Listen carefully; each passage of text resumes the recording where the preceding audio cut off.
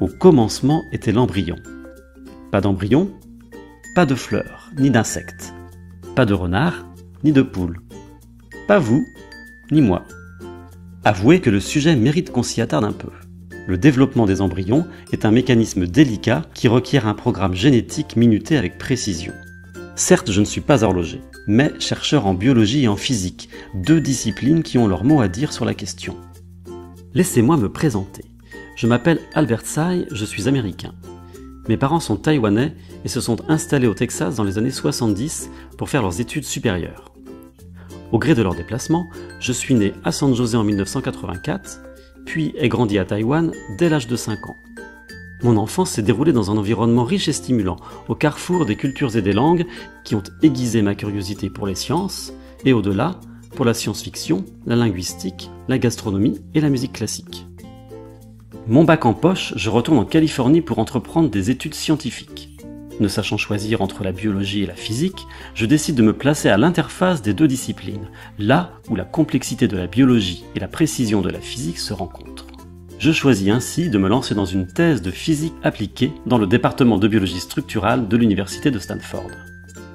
Dans la cellule, je m'intéresse à la façon dont sont fabriquées les protéines, les briques essentielles du fonctionnement du vivant. Je porte mon regard sur les ribosomes, cette machinerie complexe qui interprète le code génétique reçu du noyau pour assembler les protéines. En bon physicien, je documente les processus biologiques que j'observe, je mesure de nombreux paramètres grâce à la microscopie optique et à des techniques de physique statistique. Cette approche me permet de mieux comprendre comment les ribosomes coordonnent la chorégraphie moléculaire à l'origine de la fabrication des protéines. Fort de cette expérience, j'enchaîne par 2 postdoctorats, en Virginie puis en Allemagne. À cette occasion, j'utilise mon expertise en physique pour observer, chez la drosophile, les mécanismes moléculaires à l'œuvre dans le développement des embryons. Je me place ici en amont de la fabrication des protéines et m'intéresse au processus d'expression génétique qui orchestre la collecte des informations génétiques extraites du noyau pour piloter cette fabrication.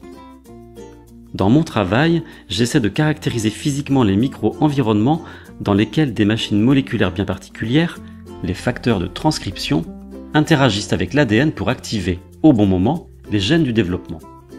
Mon objectif est de comprendre comment ces composants travaillent ensemble dans ces micro-environnements et contribuent ainsi à un développement robuste de l'embryon. Aujourd'hui, j'ai choisi le Centre de recherche en biologie cellulaire de Montpellier pour poursuivre ces travaux.